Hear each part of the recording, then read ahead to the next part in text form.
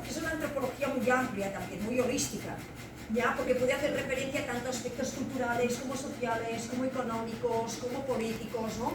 Porque detrás de un canal cultural para elevar el nivel cultural de la gente hay un factor cultural, pero también hay un factor político, hay un factor social, hay un factor de pensamiento, ¿ya? Por lo tanto filosófico, ahí tiene varias aristas. Entonces, una vez confirmamos que estas raíces del gran paraguas de la antropología, pues cómo se va cada vez diversificando un poquito más, ¿no? ¿Qué más? La antropología educativa, que evidentemente no solamente es educativa, también es cultural, también es social, también es política, ¿ya? También es filosófica. Hablábamos, por ejemplo, de la educación multicultural, el tema de introducir, por ejemplo, el quichua o los saberes ancestrales de los grupos étnicos, o también, por ejemplo, cuando se incorpora el tema del fenotipo, ¿no? Cuando haces productos que no siempre son productos, y cuando digo productos, todo tipo de productos. Aquí tienen la revista Veo Veo, pero podría ser publicidad, podría ser cualquier otro tipo de producto gráfico, ya que incorpore el tema del fenotipo, ¿no? Años atrás, por ejemplo, eso pasaba en Guayaquil, si querías vender un detergente, ¿ya?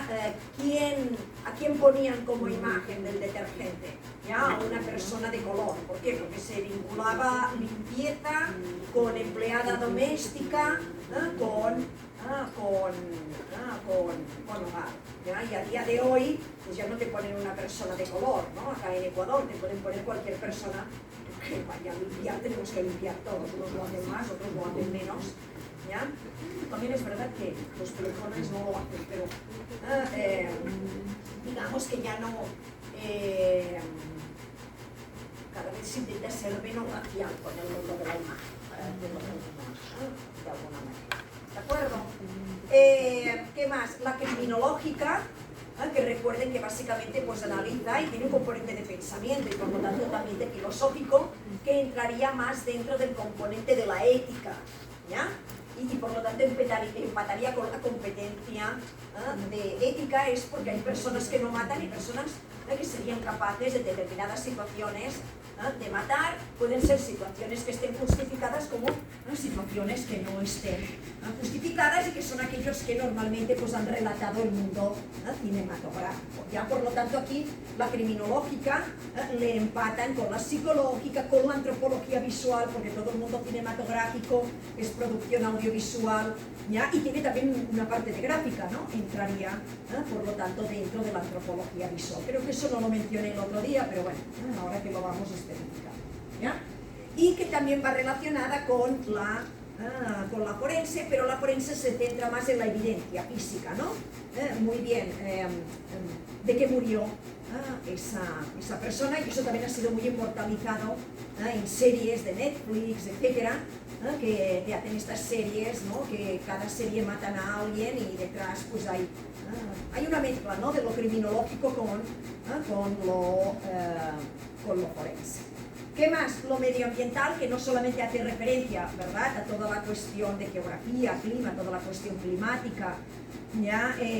Sino que también la podríamos empatar probablemente con lo biológico, también con lo cultural. Yo aquí lo empaté con el diseño gráfico, con lo visual, con las gigantografías, ¿no? Porque el diseño gráfico también puede contaminar, ¿okay? No solamente contaminamos echando basura allá afuera, sino que también podemos contaminar con el ruido, podemos contaminar también con la imagen, ¿no? Yo ponía el ejemplo de la vía a la costa. ¿Qué más? La económica, ya que de la que emana la antropología del consumo, que dijimos que no solamente era económica, sino que también tiene un componente social, y ahí lo vinculé, está muy estrechamente vinculada con el diseño gráfico, ¿ya? Y puse un ejemplo cotidiano, ¿no? De un supermercado. Los productos, el lugar donde van ubicados en las perchas no es aleatorio, nos puede parecer que lo es, pero no lo es. Ya las marcas pagan, ¿no?, para ocupar ese lugar, y eso no significa que esa marca sea mejor que otra, ¿no?, sino que simplemente tiene más dinero para pagar es jugar. Por eso yo les decía, no miren nunca lo que tienen enfrente de sus ojos, vayan para arriba o vayan para abajo, porque pueden tener un producto más barato y de mejor calidad. La única diferencia es que son empresas más pequeñas que de repente no tienen para pagar un mejor lugar. ¿Qué más? Y la industrial, dije que también era la empresarial, la de negocios, que, bueno, pues aquí lo comparé con lo cultural, ¿ya? Con lo cultural, con lo social, si ustedes quieren también tiene un componente de filosófico, ya de psicológico, ¿no? Con una tradición cultural, que es una tradición cultural que es un poco atrevida, ¿no? Construir estos castillos humanos, pero que es yo lo utilicé como una metáfora del sustento de una industria, de una empresa, ¿no? Para que una empresa funcione, un negocio funcione, todos quienes configuran la empresa tienen que estar bien articulados y sentirse cómodos en la misma, ¿no? Si no la cosa pues no se construye, ¿no? Se deconstruye, se cae, como se caen, se pueden caer los castillos si no todos reman hacia un mismo o participan hacia un mismo objetivo. El ejemplo este ejemplo aquí a mí se me ocurrió porque hace algunos años estos castillos se llevaron a Chile. En Chile, en Valparaíso, en un barrio popular de Valparaíso, ya donde los jóvenes pues se daban a esto, a robar, a las drogas, etcétera, etcétera. Pues hubo un trabajador social que vio esto de los castillos, lo aprendió y lo llevó a Chile, ¿ya? Entonces enseñó a estos muchachos que estaban en riesgo, y por lo tanto allí también hay un componente de antropología del desarrollo, ya a construir estos castillos. Entonces él se dio cuenta que los chicos que se quedaban en el grupo a colaborar de la construcción de estos castillos, después eran chicos que ya veían el mundo de manera distinta, no se dejaban las drogas, dejaban de robar, buscaban trabajo, eran buenos trabajadores, las empresas los contrataban, ¿no? Y en parte era gracias a los valores éticos y morales, y por lo tanto volvemos a la competencia de ética que hay detrás de estas tradiciones, ¿ya? ¿Okay? Porque ellos se dieron cuenta que trabajando en equipo podían echar adelante y salir de la problemática en los que estaban inmersos. Por lo tanto, fíjense que ahí ya vamos mucho más allá de lo cultural, ¿no? Lo podemos llevar pues al ámbito social, psicológico, etcétera, etcétera. Yo puse este ejemplo, pero podría haber puesto aquí una imagen de los Scouts, por ejemplo, porque los Scouts tienen una función muy parecida. Lo único que los Scouts no son patrimonio cultural de la humanidad, ¿ya? Pero la función de los Scouts también muchas veces pues es esta, ¿no? Sacar a niños de zonas marginales de estas situaciones o hacerle ver que hay otras posibilidades, ¿ya? Bueno, y lo único que me quedó pendiente fueron otras. Aquí le pueden añadir todo lo que ustedes quieran, porque ya les digo que todos los años salen antropologías. Ya les dije, a día de hoy se habla hasta de antropología de la sal, de los productos icónicos, ya por cada producto ya va saliendo una antropología, ¿ya? Entonces tienen, por ejemplo, la antropología de la marginación social, que estudia por qué determinados colectivos son marginados, ¿ya? Porque siempre la población afro es marginada, ¿ya? El colectivo que sí, no importa, ¿ya? Porque los indígenas son marginados, etcétera, etcétera. La antropología de las organizaciones ya a ver, las empresas, las industrias, los negocios son organizaciones, pero digamos son organizaciones que tienen una finalidad comercial, ¿ya? Aquí estudia más las organizaciones que son, por ejemplo, tipo ONG, de carácter social, de carácter cultural, ¿ya? Que después, bueno, lo podemos llevar al mundo de las comerciales, como hemos visto en la antropología industrial, ¿ya? La antropología de los mass media es un tipo de antropología visual, ¿ya? ¿Ok? Y ahí dentro entraría, por ejemplo, la antropología del diseño. Aquí tienen un pequeño, tienen el título, ¿ya? Y un pequeño resumen de un artículo que surgió hace unos años, bueno, que se publicó hace unos años, que es de mi compañera Paola Ulloa, que quizás la vayan a tener como docente. Ella normalmente dicta la asignatura de semiótica, creo que había también dictado alguna vez la de redacción creativa, no sé si lo hace o no lo hace en estos momentos, ¿sí? Ya, entonces, bueno, esta la publicó ella porque ella en realidad es periodista en origen, ya es comunicadora social, ¿sí? Y bueno, me pareció que tenía mucho de antropológico, ¿no? Dice, los viejos políticos sin calzar en la social media. Este artículo se publicó antes de la pandemia y ahí lo que hacía era una crítica a los políticos ecuatorianos en un momento que ya todo el mundo pues ya tenía WhatsApp, ya había las redes sociales. Sí, los políticos aún hacían política, o cuando venía el fenómeno electoral, hacían política aún de tarima, ¿ya? De esto de montar la fiestita, regalar la camiseta, ¿ya? Y hacer la fiestita sobre una tarima. Y ella lo que critica es que ¿ya? No saben hacer, no se saben actualizar, ¿ya? No saben hacer política. Hoy en día ya está solventado, sobre todo después de pandemia. Gracias a Dios, porque al menos no nos la encontramos acá afuera. Y en las redes sociales, si no quieres, no te la miras. Yo cuando vienen todos los fenómenos electorales, tanto en España como en Ecuador, como no voto ni en España ni en Ecuador, pues paso de largo, ¿ya? Chéverísimo, porque casi no te enteras del tema electoral, ¿ya? En cambio, antes acá afuera había una antropología ambiental, una contaminación brutal, ¿no? Afiches por todos lados, paredes pintadas por todos lados, ¿ya?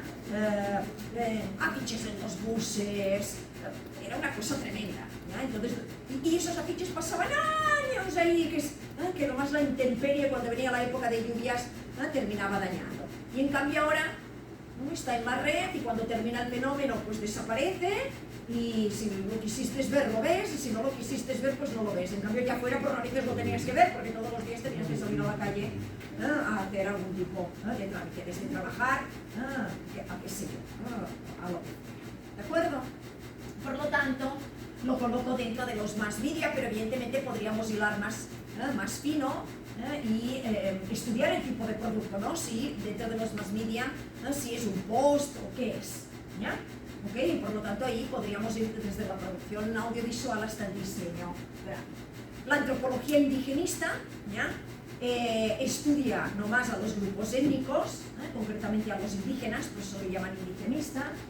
La antropología del riesgo ¿ya? Estudia, por ejemplo, por qué hay personas que se les ocurre vivir en zonas de riesgo. Esto en la vertiente de un volcán que puede entrar en erupción, al filo de un acantilado, ¿no? Que puede desprenderse el acantilado o que haya un tsunami, ¿ya? Porque hay personas, individuos que tienen la necesidad de vivir en zonas de riesgo, ¿ya? Antropología del género, la ven en rojo porque está muy de moda, ya decía el otro día que ahora del género hay una cantidad de hecho, antes de ayer me acordé de ustedes, porque en España ahora hay un revuelo muy grande, porque la ciudad en la que nací yo, ya la ciudad de Figueres es una ciudad muy pequeña.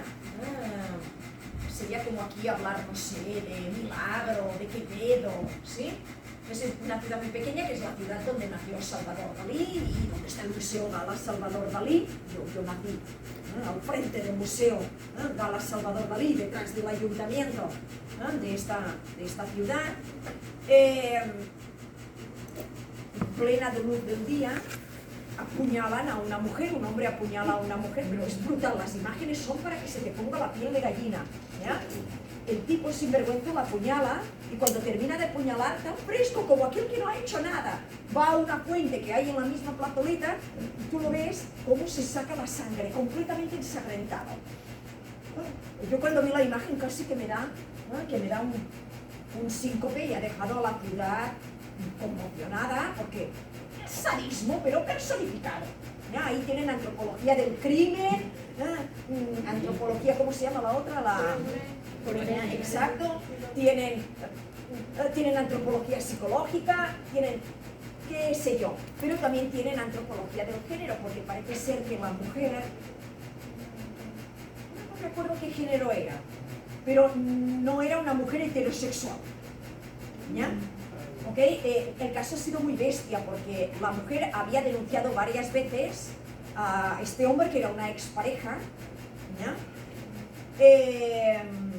Ella era latinoamericana, hondureña, por cierto, Y el día antes de la noche había hecho otra denuncia porque tenía una orden de alejamiento, se le había acercado y ella había ido a hacer otra denuncia, y al día siguiente ella tenía que acercarse a los juzgados, no se acerca, él lo detienen, está en los juzgados y como ella no se presenta lo sueltan. A ella la llaman a la 1 del mediodía. Él sale a las 2 del mediodía, 2:40 la mata. La sigue, no. Entonces ha provocado una conmoción, ¿no?, brutal, porque considera que las autoridades españolas, el juez, ya, que además se dice que es el único juez que hay en la ciudad y que es un machista, de la gente en los comentarios, porque en uno de los chats sale otra víctima, ya que dice que está llevando su caso ese mismo juez. Y dice, es que es un machista. Ha provocado una conmoción brutal en todo el país. En todo el país, ¿no? Entraría ahí varias antropologías, entre ellas antropología del género, pero este tema todos los días. Si no es España, es de Ecuador, si no es Alemania, en unos países más, otros menos, pero todos los días, desgraciadamente, hay ese tipo de fenómenos, ¿no? Antropología de la planificación. La planificación en Guayaquil entra muy bien en la antropología de la planificación, es cómo están planificadas las ciudades, los barrios, las ciudadelas, ¿ya? Si están bien planificadas, si están mal planificadas. Por ejemplo, Vía la Costa está mal planificada. ¿Por qué? Porque nomás tienes un montón de ciudadelas en una sola vía, que todos los días hay colapso, y encima las ciudadelas están construidas encima del gasoducto, con todo lo que eso implica a nivel de seguridad. ¿Ya? Entonces eso entraría dentro de la antropología, ¿no?, de la planificación. Y antropología del diseño es todas estas antropologías que hemos visto. Cuando se las aborda desde un producto gráfico, hablamos de antropología del diseño. Entonces la antropología del diseño es bien compleja. ¿Por qué? Porque la antropología del diseño no es solamente hacer el paper, el díptico, el tríptico, el diseño editorial, el producto que sea, sino que ese producto puede contener cualquiera de las problemáticas, ¿ya?, que abordan las otras antropologías. ¿Entienden ahora por qué hago mención de ellas? Y no las menciono todas porque no terminaríamos el curso, ¿no?, de tantas y tantas antropologías, ¿no?, que existen. ¿Sí? ¿Ok? Ahí ustedes ya vayan y miren que hasta aquí tenemos 15, ¿ya? Pero vayan añadiendo la visual, la religiosa, bla, bla, bla, bla, bla, bla, bla, bla, bla, ¿ya? Vayan añadiendo la ramificación, es enorme. Ya les digo, tienen desde lo más genérico, la cultural, hasta lo más concreto, ¿no? Ya hablamos de antropologías no más de productos. ¿Sí? Entonces, si el diseño gráfico resulta que hace un packaging para la sal, ¿ya?, debe conocer la sal, ¿verdad? Por lo tanto, no debes saber solamente de antropología del diseño, ¿no?, sino que debes saber de antropología del consumo, de antropología económica, de antropología social, ¿ya? Entonces va subiendo hasta llegar a la antropología cultural, va subiendo en la ramificación, ¿sí? O en el enraizamiento, porque lo pueden ramificar hacia raíces, hacia abajo, o hacia las ramas, como ustedes quieran. ¿De acuerdo? Listo, ahora sí, de aquí ya pasaríamos, ya a la subunidad 1.2, pero antes de pasar a la subunidad cerramos el caso de las latas de sardina. Entonces recuerden que las latas de sardina, ya que es el caso que empecé, que puse sobre la mesa justo hace una semana, lo que hice fue básicamente mostrarles dos fichas, ¿verdad? ¿Dos fichas?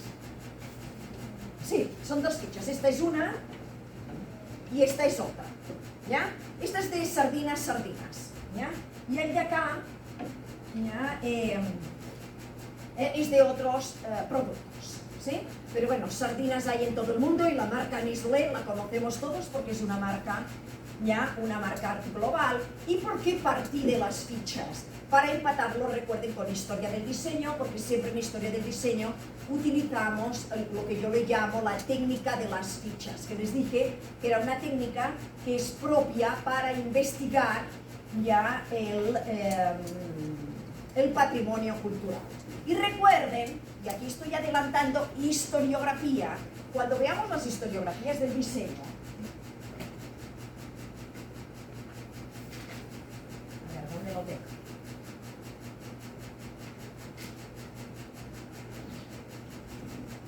Tengo que compartirles estos archivos. Me dan chance que ya la semana próxima, que baja un poco todos estos relajos, ahí les publico, ¿sí? Para que lo tengan. O sea, sí lo tengo en mente, pero es que tengo tantos frentes que ya, si me entretengo con estas cosas pequeñas, no termino lo grande que tengo entre manos. Esperemos que la próxima semana las plataformas todo, porque de verdad que ha sido desesperante. Ya. A ver, estoy adelante. ¿Qué eran las historiografías?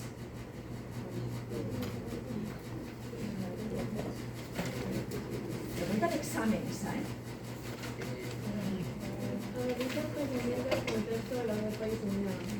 Recuerden que no es lo mismo historia que historiografía. ¿Ya? En historia del diseño vieron la historia. Ya primero hubo este producto, después este otro, después este otro, después este otro. ¿Sí? La lata de sardinas tendría un componente histórico, ¿no? Porque decíamos, a ver, antiguamente, donde ¿cómo se llama? Entre comillas, se enlataban las sardinas, ¿no? Decíamos en vasijas de barro, las famosas ánforas romanas, ¿sí? Que eran esas que cuando se rompían el pedacito se convertía en una ostraca y ahí servía para ir a votar, ¿se acuerdan? Se grababa con un estilete el nombre del candidato y se iban a votar, hablando del tema electoral, ¿sí? ¿Ok? Por lo tanto, las latas tienen un componente histórico. Ahora, ¿ese es el componente que nos interesa aquí en la materia? No, ¿ya? Aquí ese componente le interesaría, por ejemplo, a historia del diseño, darle más continuidad, llevarlo de la ánfora a la lata, ya a diseño de producto. ¿Sí? ¿Ok? Que después por ahí, inevitablemente decíamos, aparece el diseño gráfico, ¿no? Porque cuando llegamos a la lata, llega un momento que las latas llevan etiquetaje, ¿ya? Y por lo tanto, ¡pam!, ya te empieza a aparecer ahí el diseño gráfico. Por eso les digo que en esta materia no podemos separarla del producto de la ¿ya? Número 1. Número 2, ¿era lo mismo que historiografía? No, recuerden que la historiografía es el contexto del producto. Y cuando digo el contexto, ¿qué significa? ¿Qué contexto ya hizo ya que surgieran, se utilizaran esas latas de sardina? Y eso es lo que vamos a ver ahora, ¿ya? Es lo que quedó pendiente el día anterior y es lo que vamos a ver ahora. Por lo tanto, ahora, quieran o no, estoy haciendo historiografía, ¿sí? Estoy adelantando un poquito la subunidad 2.1 del capítulo 2, de tal manera que cuando lleguemos allí ya no les va a ser tan nuevo, y lo que voy a explicar ahora se inserta dentro. Las historiografías, yo siempre digo que tienen nombres y apellidos, ¿ya? Hay muchas y cada una tiene un nombre, ¿ya? Esta de la lata de sardinas aquí se insertaría dentro de una historiografía que se le llama la Escuela de Viena, ¿ya? ¿Qué es la Escuela de Viena? La Escuela de Viena es una escuela que surgió a mediados del siglo XX, ya en Viena, en Austria. ¿Y qué decía la Escuela de Viena? La Escuela de Viena es la primera que nos hace percatar que la cultura no solamente la configura, por ejemplo, la arqueología, ¿ya? O la configura el arte, ¿ya? Cuando hablamos de arte, por ejemplo, la gran obra de arte, la escultura, la pintura, la música, ¿ya? El teatro, el cine, sino que el diseño gráfico también es cultura, sino que el diseño de producto también es cultura.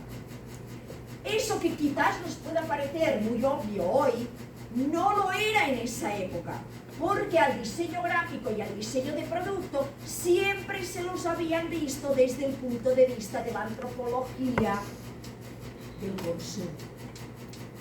No se los había visto desde una perspectiva cultural, ¿ya?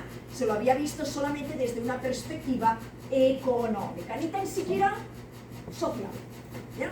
Solamente económica, tanto así que ni se planteaban el target. Acuérdense que a ustedes ya les pedí que se empezaran a plantear ya recuerden que lo que tienen que hacer de proyecto de curso, me gustaría que ya el día martes se me traigan avances del proyecto de curso, Me imagino que para hoy no lo han traído, pero para el día martes ya sí. Entonces recuerden que les dije que cuál es el otro trabajo que tienen que hacer. Ya empezar a analizar su muestra de 25 personas y ya empezar a ver qué elemento podrían utilizar, aplicar para comunicar ya un producto icónico de la cultura ecuatoriana. ¿Ya? Entonces ya pueden hacer el listado de productos y ver finalmente cuál les da más jugo. ¿Sí? ¿Ok? Entonces, ¿por qué elegí un producto icónico de la cultura ecuatoriana? Porque los productos icónicos entran dentro de la Escuela de Viena. ¿Qué propugnaba la Escuela de Viena? Que cualquier diseño de producto o diseño gráfico también configuran cultura, de la misma manera que los pedazos de cerámica que podemos encontrar hundidos, ¿no?, de un yacimiento arqueológico de hace 3.000 años, o de la misma manera las obras de arte, esculturas, pinturas que podemos encontrar en un museo. Ya por eso la Escuela de Viena es historia del diseño como historia de la cultura, porque al final los productos se insertan dentro de una historia del diseño. ¿Sí? ¿Ok? Entonces eso fue una novedad a mediados del siglo XX. Esa visión no existía. Y esa visión, ¿ya?, es la que me interesa a mí aquí trabajar, porque significa, ¿verdad?, en antropología del diseño. ¿De acuerdo? Evidentemente esa visión tanto incumbe a la parte de historia como a la parte de antropología. A la parte de historia porque el producto nace en una determinada época, en un determinado lugar, ¿ya? Desde la antropología porque el producto tiene un contexto, nace en ese país, en esa época, por una determinada necesidad, ¿ya? Y eso es lo que le llamamos contexto y es lo que le llamamos historiografía. ¿De acuerdo? ¿Quedó claro? Entonces ahora vamos a analizar el contexto, el significado, ¿ya?, de la lata de sardinas. Lo emané de historia, ¿por qué? Porque el intelectual que empezó, primero porque recuerden que este caso se inserta dentro de ¿qué antropología? De la antropología arqueológica contemporánea, ¿sí? Pero el intelectual que hace este estudio, lo primero que hace es recorrer España, determinadas zonas de España, ahora vamos a ver cuáles, y recolectar estas latas y empezar a armar, fotografiarlas, armar estas fichas y documentar con el formato ficha cada una de las latas que él va a encontrar, ¿sí? Por lo tanto, la técnica de investigación nos empata con historia del diseño. Pero en antropología lo quiero llevar un poquito más allá. ¿Por qué? Porque antropología tiene su propio método. ¿Cuál es el método? Etnográfico, etnográfico. Pero hoy quiero dar un pasito más, ¿ya? Y dentro del método, da igual, etnográfico como etnográfico, hay 3 técnicas, pilas, porque esto es importantísimo, ¿ya? Entra en el proyecto, pero entra también en el examen, ¿sí? Cuando se hace investigación, ya, la investigación tiene una secuencia. Esto que les voy a contar no se olviden, porque lo volverán a trabajar en investigación aplicada al diseño. Algo de ello vieron en el análisis y resolución de problemas, porque lo toman de la antropología, pero lo continuarán arrastrando en investigación aplicada al diseño. ¿De acuerdo? Entonces cuando les digan, no, ¿conocen esto? Sí, lo vimos con la Miss Custoja. Hay el que se olvida. ¿Ya? No van a decir que no saben. ¿De acuerdo? Entonces, siempre que se hace una investigación, siempre se parte de la metodología. De metodologías nomás hay 2. Quali y quanti, ¿verdad? La antropología no es quanti. La antropología es quali. Pregunto, el proyecto de curso que hicieron en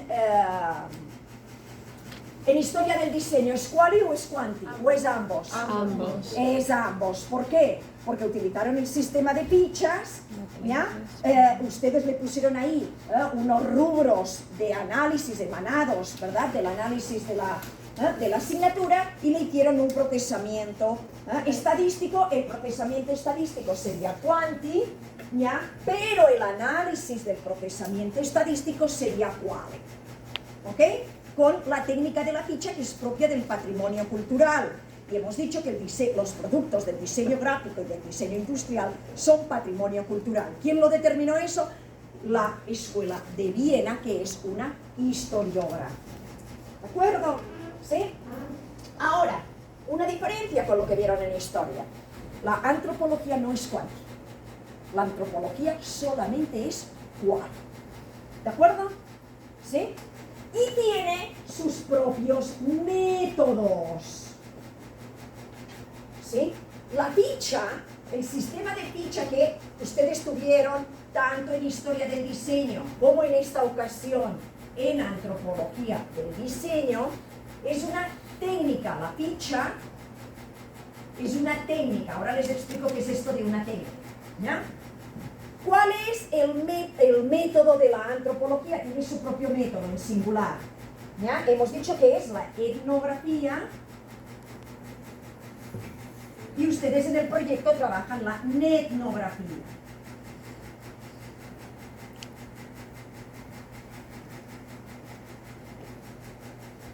¿Ya?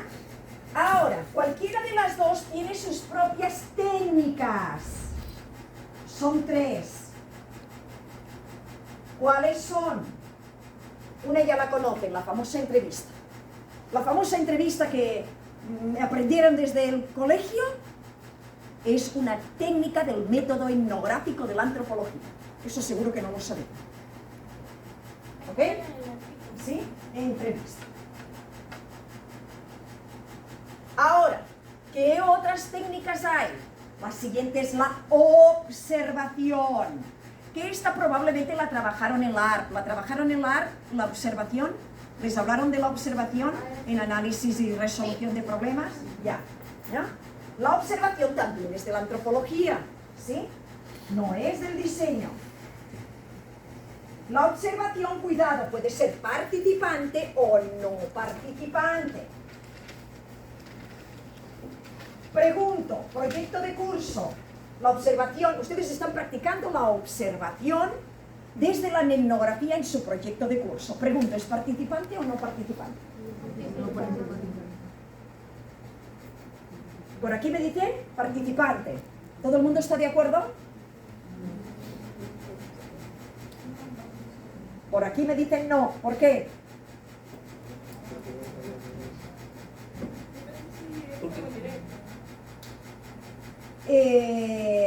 Sería la definición, no es la manera correcta de decirlo, ¿ya? La participante es que ustedes han cogido un foro, ¿verdad? Si ustedes están dentro del foro, ustedes mismos interactúan en el foro, forman parte del foro, son participantes. Pero si ustedes nomás entran al foro a tomar la muestra, pero ustedes no interactúan en ese foro, nomás lo estudian, es no participante. Y aquí entra la ética, otra vez la ética. ¿Ya? ¿Qué sería lo ético cuando hacemos observación? ¿Ya? Si vamos, tanto si somos participantes como si somos no participantes, el código deontológico, estoy adelantando la subunidad 2.2, ¿ya? El código deontológico de la antropología dice que ustedes deben alertar al foro que los están estudiando. Da igual si son participantes, peor si son no participantes. ¿Por qué? Aparte de tener que codificar, ¿ya?, los nombres, a menos que ya estén codificados. ¿Ya? A ver, en el foro, tú puedes interactuar en un foro con nombres y apellidos. ¿Ya? Ustedes, cuando hacen la investigación, tienen que codificar los nombres y apellidos. No pueden hablar en el artículo de divulgación con nombres y apellidos de esa persona. ¿Ya? Ahora, a veces en el foro interactúan gente con avatars. ¿Ya? Es decir, que no sabes quién es, está oculto. Entonces ahí ya está oculto, no hace falta ocultarlo, codificarlo porque ya está oculto. 2 elementos de la ética del código deontológico. ¿De acuerdo? ¿Sí? Ya saben lo que tienen que ir haciendo en la observación. Y tercero es el que quiero trabajar con el caso, que es lo que yo le llamo HV.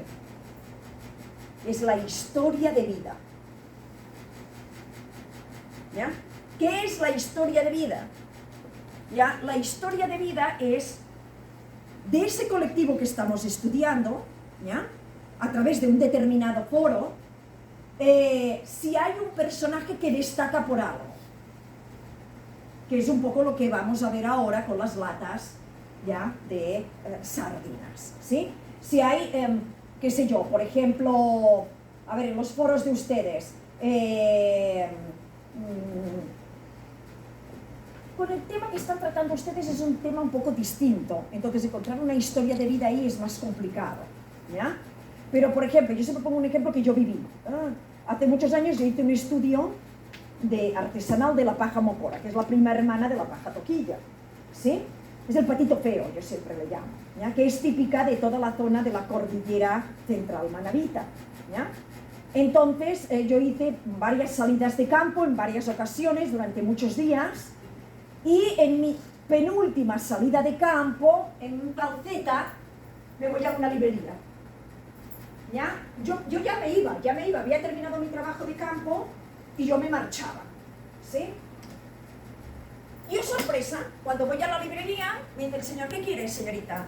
Quiero que me venda un poco de láminas, ¿ya? Que aparezcan, mapas que aparezcan la zona de Manabí, la zona de Calceta. Eran estas ilustraciones que ustedes utilizaban antes en la escuela, en el colegio, ¿ya? Porque en esa época no había tanto, tan concreto en internet, ¿sí? Entonces la idea era marcar toda la ruta de una manera más concreta, ¿ya? Lo había hecho con el Google Maps, pero el Google Maps no me daba en esa época tanto detalle, ¿ya? Yo había ido allí donde Dios perdió la alpargata, en medio del campo, de los bosques, y quería documentar estos caminos, estas pistas forestales, etcétera, etcétera, ¿ya? Y cuando voy a la librería, el señor me dice, ¿para qué compra usted tantas láminas? ¿No? Claro, me mira la cara, dice, esta no es de aquí, ¿qué hace comprando tantas láminas? ¿No? Entonces yo le explico, no, mire, es que estoy haciendo un estudio. ¿Qué está estudiando? Tal cosa. Me dice, mire, qué casualidad, ¿cómo es la vida? Me dice, me dice, soy maestro de una escuela y pude ser maestro gracias a que ayudaba a mi mamá a tejer la paja mocora. Y me explicó todo lo que había encontrado, días y días de trabajo de campo, toda la ruta, él me lo sintetizó me tuvo 2 horas de pie en la tienda mientras iba atendiendo a la gente, me iba explicando y yo iba corroborando todo lo que había encontrado, ¿ya? Por lo tanto, eso es una historia de vida, es alguien que lo vivió en propia piel, ¿no? Sabía a quién se le compraba la mocora, cómo se la trenzaba, cómo se elaboraban los productos, a quién se le vendía, conocía todo el sistema productivo, ¿sí? ¿Ok? En el caso de ustedes, como están estudiando desde la etnografía y están estudiando foros, ¿ya? No significa que no puedan encontrar, depende de la temática del foro. Si es un foro muy genérico, quizás no, ¿ya? Pero si es un foro que tiene una temática muy en concreto, ahí sí podrían encontrar una historia de vida. ¿De acuerdo? Entonces, revisen bien si hay o no hay. Y luego la traen y podemos discutir si lo es o no lo es. ¿De acuerdo? Entonces, ahora sí, vamos al caso. A ver, el caso creo que ya lo abrí, ¿no? Se me cerró.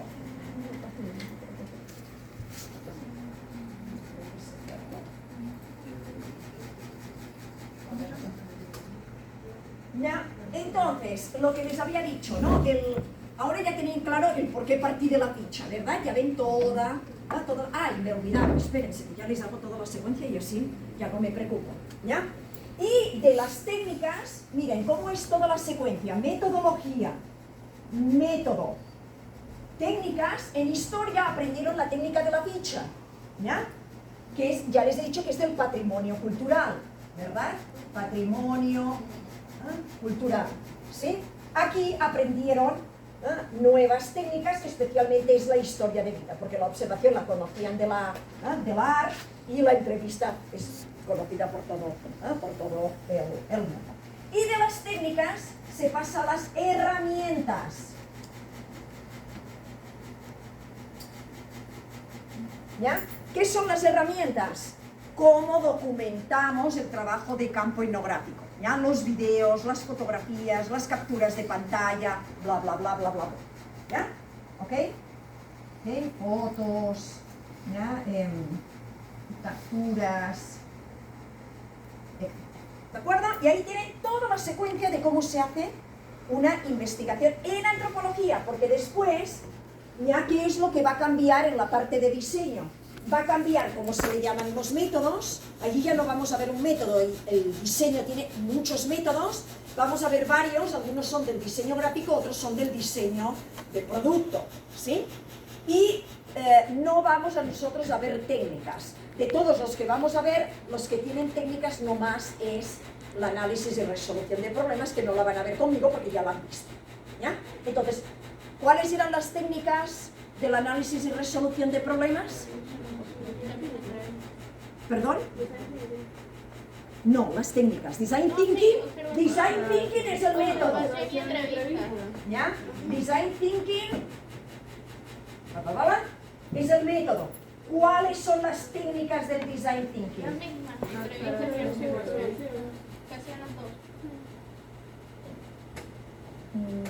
Sí, utiliza las de la antropología, pero ¿cuáles son las propias del diseño? ¿Qué más vieron en el análisis y resolución de problemas?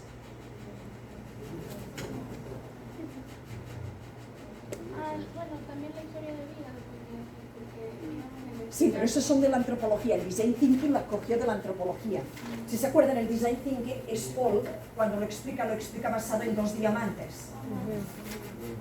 Esto de aquí es de la antropología, no es del diseño. Lo que pasa es que probablemente no les dicen, ¿ya? Pero el primer diamante, el design thinking lo cogió de la antropología, no es del diseño. Ahora, el segundo diamante sí es del diseño. ¿Qué hicieron en el segundo diamante? Antes de la elaboración de los prototipos. ¿Cómo idearon?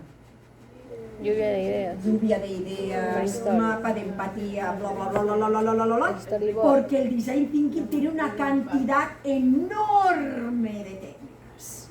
¿De acuerdo? ¿Sí? Esas son las que irían acá.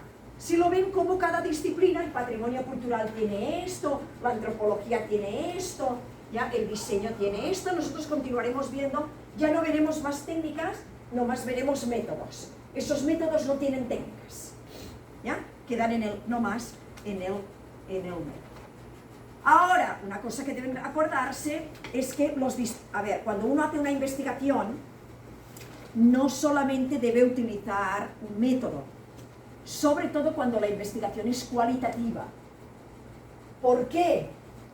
Porque la investigación cualitativa contempla no solamente lo objetivo, sino que es lo que contempla lo cuanti, ¿no? 2 y 2 son 4, punto, ¿no? De la estadística, sino que también contempla lo subjetivo del ser humano.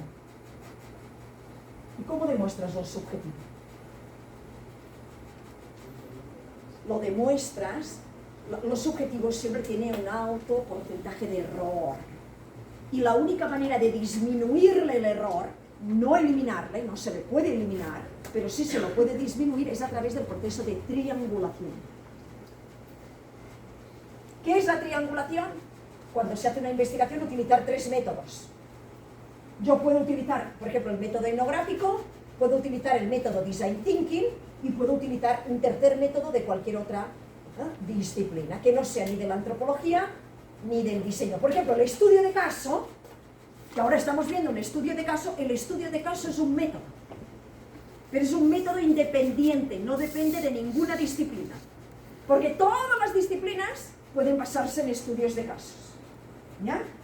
Entonces tienen el etnográfico de la antropología, ya tienen por ejemplo el design thinking del diseño y tienen el estudio de caso, que no pertenece ya a ninguna disciplina, no pertenece a todos, ¿ya? ¿De acuerdo? ¿Quedó claro? ¿Ya? Entonces los ratas en sardinas es un caso como el de los preadolescentes y eso de por sí ya es un método. ¿De acuerdo? Lo único que no tiene técnicas, ¿ya? la única diferencia, o si las tiene, los toma de la antropología, la entrevista, la observación y la historia de vida. ¿Quedó claro? ¿Sí? Entonces vamos a ver ahora el video para que apliquen lo que acabo de explicar.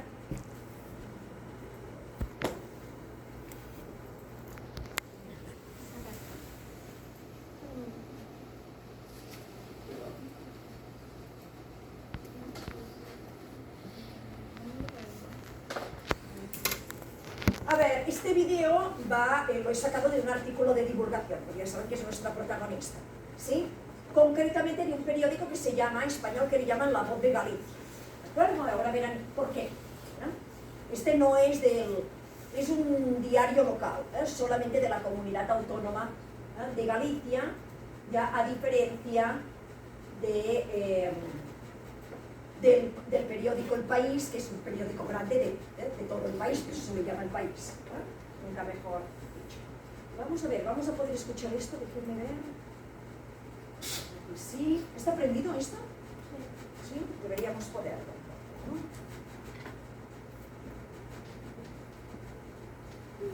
Hace más de 120 años empezamos nuestro propósito, impulsar la investigación para cuidar la salud de las personas. Vamos.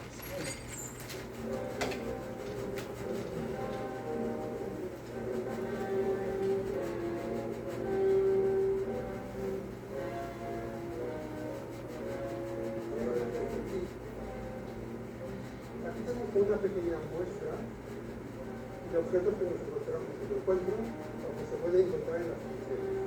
Hay algo de estoy estudiando la vida del artista aragonés y esto me trajo a conocer a alguien que tenía la alta sardinas y el alrededor de las sardinas, ¿no?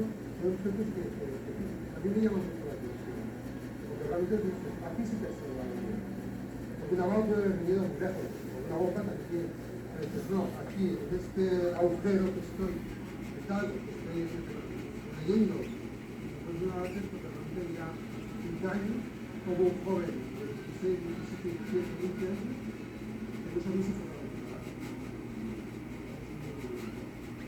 A ver, hay de tipo de ensalada, hay de sardinas, hay algo de unas proveedoras que son de la ventana, no es efectivo, esto es un museo, que es un casa, aquí lo verán mucha más gente de yo.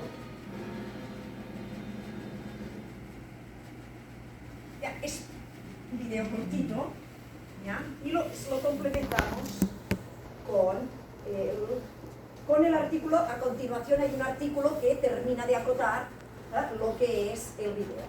¿De qué habla el video? El video lo que hace es, a ver, Galicia fue la principal productora de latas de sardina de todo el país a principios del siglo XX. ¿De acuerdo? Por eso es La Voz de Galicia quien publica un artículo sobre ese objeto diseñado. La lata de sardinas es un objeto diseñado, como aquel objeto diseñado que ustedes tienen que elegir para su proyecto de curso, al cual le van a aplicar algún elemento ya del estudio de la muestra que ustedes hagan del foro que han elegido. ¿Sí? ¿Ok? Entonces esa es la primera conexión con lo que estamos viendo en clase y con el proyecto de curso. Segundo, ¿qué hemos visto en el video? ¿Qué es lo que aparece en el video? ¿Dónde está la lata de sardinas? Museo. Están en un museo. ¿Por qué están en un museo? Porque hemos dicho que son. Hemos dicho que son patrimonio cultural. Es decir, la lata de sardinas no es solamente un objeto diseñado, sino que es un objeto del patrimonio cultural, de la cultura, un objeto icónico de la cultura material gallega. ¿De acuerdo? ¿Sí? En lugar de ser la lata de sardinas para España, imagínense que es el atún real del Ecuador, más icónico que el atún real. Ya hay muchas marcas de atún, pero más icónico que la marca real no hay ninguna. ¿Ya? Haríamos el paralelismo. Entonces, Galicia, como era la zona productora, para ellos las latas de sardina son icónicas, hasta el extremo de que hace pocos años han armado un museo sobre todo el tema del enlatado, no solamente la lata de sardinas, sino cualquier tipo de enlatado, porque no solamente, a ver, Galicia es una comunidad autónoma que da al Atlántico, es una comunidad autónoma pesquera por excelencia, ¿ya? Es por eso que tenía una fuerte industria de las latas de sardinas, pero no solamente de latas de sardinas, sino también de otros tipos de productos. ¿De acuerdo? Ya, número 2. Ahora vamos, número 3. Vamos a leer a ver qué nos dice el artículo. El artículo de divulgación complementa este corto video, que por cierto está muy mal grabado, cuesta mucho de escuchar, no sé si es por esto. Yo recuerdo haberlo escuchado y no haberlo escuchado tan mal, pero me imagino que es el aparato, ¿ya? Porque a los gallegos sí se los entiende bien cuando hablan. A ver, ¿dónde lo tengo? Aquí está mejor, ¿ya? Entonces, el artículo se titula ya Latas gallegas para la guerra civil. Eso lo menciona ya este pequeño video. ¿Qué menciona? ¿Con quién relaciona la lata de sardinas del video? Contra la guerra civil. Muy bien, ¿qué jóvenes? ¿Cuál es el contexto? ¿Cuál es la historiografía? Muy bien, ¿sí? A ver, ¿qué relaciona el video? Relaciona las latas de sardina con un target, que son los chicos jóvenes, ya de, creo que menciona 16, 15, 16, 17, hasta 20 años, 20 y pocos años, ¿sí? ¿Y en qué contexto estos jóvenes? Eran los jóvenes que los llamaban a luchar a la Guerra Civil Española, ¿ya? En la Guerra Civil Española, que se dio entre el año 1936 y 1939, duró 3 años, llegó un momento que la baja masculina por la guerra, es decir, el número de hombres muertos en la guerra era tan y tan elevada, que tuvieron que llamar a la guerra a chicos jóvenes a partir de los 15 años, ¿ya? Normalmente vas a la guerra cuando eres mayor de edad, ¿cierto? A partir de los 18 en adelante, ¿sí? Entonces, en la Guerra Civil Española tuvieron que llamar a los chicos que le llamaron la quinta del biberón. Les llamaban así a los muchachos. ¿Por qué? Porque eran muchachos, pues aún eran, evidentemente no eran niños, pero eran adolescentes, ¿ya? Para no decir que preadolescentes. Y empata con el otro caso. Entonces los llamaron a trincheras. ¿Y qué comían en las trincheras? ¿Sí saben qué es una trinchera, no? ¿Ya? Estos huecos, ¿no?, que hacen en medio del campo para disparar al enemigo. Entonces, en las trincheras tenían que pasar días y días, dormir allí en la trinchera en la noche, y lo único que les daban para comer eran latas de sardina y con mucha suerte un pedazo de pan. Y agua, y para de contar, ¿ya? Por eso es importante la ficha. Si ustedes se fijaron en la ficha, esto es lo que tienen que hacer en el examen, Yo en el examen pongo un caso y les hago una pregunta, y ustedes tienen, y la enfoco desde la antropología, desde la historiografía, y ustedes tienen que resolver haciendo este tipo de análisis. Por eso lo pongo como ejemplos. Entonces, en la ficha, a ver, ¿dónde tengo la ficha?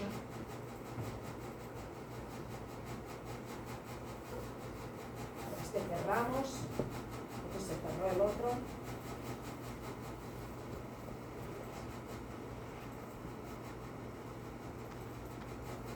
Y con eso voy terminando la clase del día de hoy. A ver, ¿dónde está?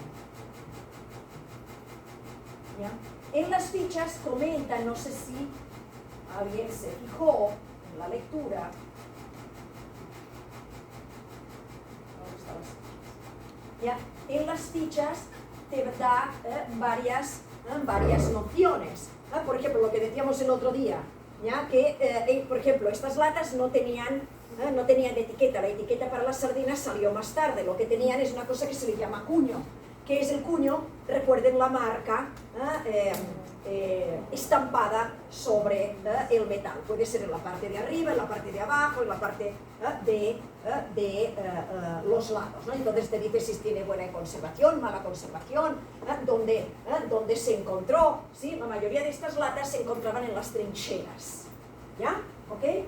Esta es la de sardinas. En cambio aquí ya han visto en el museo que no solamente el museo ya es de cualquier tipo de enlatado, entonces otros tipos de enlatado que también te podías encontrar en las trincheras. Y si leen este texto de aquí, lo que dice el texto, ¿ya? Es que en las trincheras encontraban, por ejemplo, esta marca, Nescau. ¿Por qué encontraban Nescau? ¿Qué era Nescau? Era chocolate en polvo, una marca de chocolate en polvo. Y dirán, ¿y qué hacía el chocolate en polvo en las trincheras?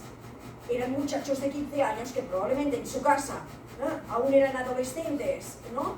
Tomaban leche con chocolate, y en las trincheras la familia, que los echaba de menos, les enviaba el chocolate a las trincheras para que pudieran tomarse su chocolate cliente mientras luchan. Es lo que te dice arriba, ya en la ficha donde dice otros datos, que era lo que ustedes en las fichas que ustedes pusieron como observación. ¿Sí? ¿Okay? Normalmente en la observación van datos de carácter antropológico, de carácter cualitativo. Pregunto, ¿qué relación tiene esto con la historia de vida, que es la técnica que a mí me interesa explicar en la asignatura? ¿Cómo funcionaría el tema de la historia de vida? ¿Quién sería? ¿A quién le podríamos aplicar la historia de vida en el caso de las latas de sardinas o del chocolate? A un joven. A ver, a día de hoy en España ya queda muy poca gente, pero aún quedan, y los que quedan son estos jóvenes, los de la quinta de mi abuelo. Cuando estalló la guerra civil, él luchó los 3 años de guerra civil, tenía 25 años. No era de la quinta del biberón, mi abuelo en estos momentos tendría como 112, 110, 112 años aproximadamente, ¿ya?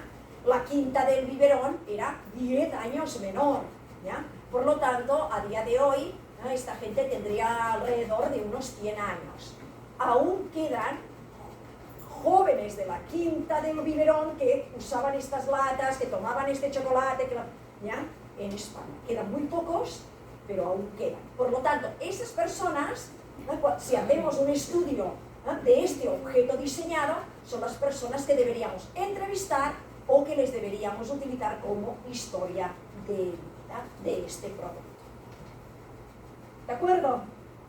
Quedó claro lo que es una historia de vida y cómo se relaciona con el caso que les estoy mostrando. Y para terminar, ¿ya?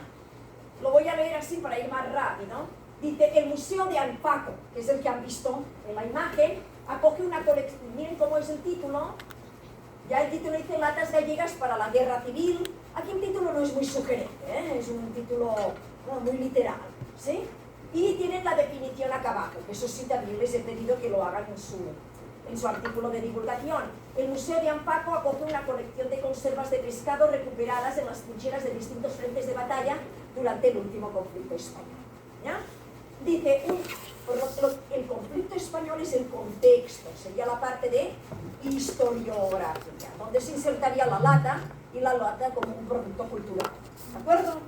Dice, un grupo de latas oxidadas con sus respectivos cubiertos, alguna granada, desactiva la marca, la CITE, han regresado a Vigo tras una estancia de 80 años a más de 600 kilómetros de distancia, ¿ya? Una buena parte de los recipientes de las conservas y los artefactos ya inactivos tienen su origen en la metalurgia de Vigo, aquella fábrica que trabajaba desde principios del siglo XX para la poderosa industria conservera local haciendo latas, pero que también fue llamada a pilas por Franco. Franco fue el dictador, ¿ya? El causante de la guerra civil española, ¿ya? Porque España, antes de la guerra, era una república, ¿ya? Una república federal, ¿ok? Igual que Ecuador. Ecuador no es federal, república además, ¿ya? Y Franco, que era un conservador, no estaba de acuerdo que los que gobernaran el país ya fueran republicanos de ideas conservadoras y antirreligiosas, ¿ya? Entonces lo que hizo, él era un militar que estaba comandando tropas en el norte de África, y lo que hizo fue iniciar la guerra, cruzar el estrecho de Gibraltar y iniciar la guerra en el país, y la ganó, ¿ok? Franco era gallego, por lo tanto conocía muy bien ya estas industrias, y todo el tema de las latas de sardinas, ¿de acuerdo? dice, para armar a sus ejércitos con granadas de mano. Es decir, ¿por qué vienen de 600 kilómetros? ¿De dónde vienen estas latas? ¿Ya? Estas latas vienen de la batalla del Ebro. El Ebro es el sur de mi región. Mi región está aquí, Galicia está aquí. Mi región está en el Mediterráneo, Galicia está en el Atlántico, de punta a punta. ¿Ya? Las latas han circulado desde la batalla del Ebro. La batalla del Ebro fue la última batalla que se generó en la guerra civil. ¿Sí? Franco la ganó y con ello terminó la guerra. ¿Ok? Entonces esas fueron las últimas latas que consumieron, ¿no?, estos jóvenes de la batalla del Ebro. El Ebro es un famoso río, ¿no?, que desemboca en esa zona. Ya fueron los últimos que participaron, ¿no?, del fenómeno bélico. ¿Sí? Entonces todo este contexto sería la historiografía. ¿Okay? Dice, toda la colección fue extraída, ¿no?, por Luis Galocha en las antiguas trincheras de las frentes del Ebro, del Segre y Teruel. El Segre y Teruel fueron otros dos frentes que estuvieron por ahí en medio, ¿ya? Pero más cerca de Cataluña que de Galicia.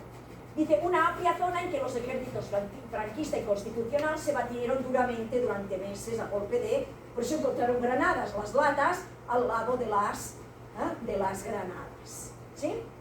Dice, cuando observéis estas latas, intentad poneros en la piel del soldado al que sirvieron de sustento. Cerrar los ojos y pensar en un joven de 17, 25 años, recostado en una trinchera. Este podría ser mi abuelo, tenía 25 años, ¿ya? Pero mi abuelo no estuvo en la batalla del Ebro, por si acaso, no le tocó. A él le tocó más al sur y hacia Extremadura, ¿ya? Dice, con su arma lista para ser utilizada y con estas latas entre manos acompañadas de un chusco de pan. Un chusco es un pedacito de pan, ¿ya? ¿Ok? La única comida del día. Explica el propietario de la colección, que se puede ver en este museo, que han visto en el cortito reportaje. Dice, la cantidad de envases encontrados en uno y otro bando en este frente pone en evidencia el protagonismo de las conservas de pescado en la guerra civil. Ahora aquí les hago otra pregunta de examen. ¿Creen que eran las mismas las latas de sardina de un lado y del otro? No. Es decir, de las trincheras que eran del lado conservador, de las trincheras que eran del lado republicano, liberal. No. ¿Por qué no? ¿Qué antropologías intervendrían ahí? Política. Económica, política. ¿Cuál sería la antropología fundamental? Económica, política. Es decir, la lata de sardina, que es un objeto diseñado de la cultura material, ¿sí? ¿Qué información nos proporcionaría por el mero hecho de que en unas trincheras encontramos unas marcas de latas de sardinas y en otras trincheras otras marcas de latas de sardinas? Económica. También Político y económico. Muy bien, antropología política. ¿Por qué? Porque, a ver, en una guerra, ¿ya?, cada guerra tiene sus contactos. Entonces, no iban a comprar latas de sardinas todos allí mismos para suministrar a sus soldados, ¿ya? El bando republicano probablemente conseguía las latas de sardinas del exterior, ¿ya? ¿Ok? Y en cambio, el lado conservador las conseguía de Galicia. ¿Por qué? Porque el militar Franco era gallego. Si lo ven como... A ver, ¿qué es lo que les quiero transmitir con esto? Lo que les quiero transmitir es que los objetos hablan. Una silla habla, una mesa habla, y habla mucho más allá de lo que es el objeto material, ¿no? Esto, la lata de sardinas de metal, ¿sí?, que tiene un etiquetaje o tiene nomás un cuño. Habla mucho más allá de eso. ¿Y cómo lo podemos determinar? Observando. Aquí también hay observación del objeto. ¿Sí? Evidentemente sería no participante, porque el hombre del museo las estudia, pero él no estuvo en la guerra civil, no había nacido. ¿De acuerdo? Sería no participante. Pero a través de la lata de sardinas podemos conocer cuál era el contexto político, a pesar de que la lata de sardinas es antropología de la alimentación, antropología nutricional, ¿ya? Antropología cultural, es otras antropologías, antropología del diseño, ¿ya?, del diseño gráfico, del diseño de producto, ¿sí? Pero fíjense cómo aparecen otras antropologías como la política. Es decir, podemos conocer un fenómeno bélico por una lata de sardinas. Eso es lo que vengo a decir. ¿Ok? ¿Sí? ¿Se entendió? Eso es lo que tienen que aprender a hacer ustedes en el proyecto de curso y es lo que les evalúa en el examen. ¿De acuerdo? ¿Se entienden ahora cómo esta materia está basada en el significado? ¿Sí? Y para terminar, en los 3 minutitos que me quedan, durante la presentación de la nueva atracción del Museo Vigués, que está situado en un campus universitario, está ubicado en una universidad, en la Universidad de Vigo, este museo, ya estuvo presente Juan Carmona Badía, catedrático de Historia y de las Instituciones Económicas de la Universidad de Santiago. ¿Por qué? Porque el objeto tiene una parte histórica, tiene una parte antropológica. ¿Sí? El investigador Vigués ha dejado constancia en múltiples trabajos del rol dispensador de los alimentos conservados que jugó toda Galicia y especialmente Vigo para el ejército sublevado, ¿ya? El que inició la guerra. Pero no solo quitaban el hambre a los soldados nacionales, lo que se producía en las fábricas viguesas, a la ya mencionada fabricación de granadas de mano, o sea, no solamente fabricaban latas de sardinas, porque como eran fábricas de metal, fabricaban cualquier objeto que fuera de metal, ¿ya? Por eso se encuentran latas de sardina al lado de granadas para echarle al enemigo. ¿Sí? De mano que asumió la metalurgia, hay que añadir bombas de avión que se montaban en el astillero. Los aviones botaban bombas. ¿Las bombas de qué son? De metal. También se fabricaban en esa forma. ¿Sí? Entonces, imagínense que yo, en lugar de ponerles la ficha, en lugar de ponerles este corto documental y en lugar de ponerles este artículo de divulgación, yo hubiera tenido la lata, hubiera tenido la granada y hubiera tenido un fragmento de la bomba y les hubiera traído aquí. ¿Lo hubieran podido interpretar? Fíjense la complejidad que tiene un trabajo de campo etnográfico. Es decir, sí lo hubieran podido hacer, pero hubieran tenido que investigar. Es lo que están haciendo en el proyecto ya de curso. ¿Sí? A ver, ahora hemos hecho así el ejercicio, pero les voy a traer una cosa que se le llama la mochila ecuatoriana, ¿ya? Que no les avanzo nada más. Y allí no les voy a explicar la historia, ahí les voy a dar los objetos. Y ustedes me van a montar la historia, me van a montar el contexto, que es lo que tienen que hacer en el examen. Es decir, vamos aumentando el grado de dificultad, ¿sí? Dice, no todas las piezas que ya se pueden ver en el Museo Vigués fueron fabricadas en Vigo, por eso, ¿no? Que les digo, porque había 2 bandos y ahí cada uno pues los traía de su lugar distinto.